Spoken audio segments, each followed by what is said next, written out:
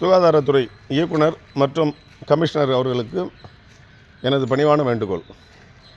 நான் வேண்டுகோள் தான் விடுக்கிறேன் தவிர வேலையாகவில்லை. இந்த வேலூர் பஸ் நிலையத்திலிருந்து இப்போது எனது நண்பர் கலீல் என்பவர் மோட்டார் வாகன பழுது பார்க்கும் வேலை செய்து வருகிறார். அவர் மனைவியுடன் செல்லும் பொழுது அங்கே இருக்க சுகாதாரத்துறை குறித்து எனக்கு மிகவும் வருத்தம் தெரிவித்தார்.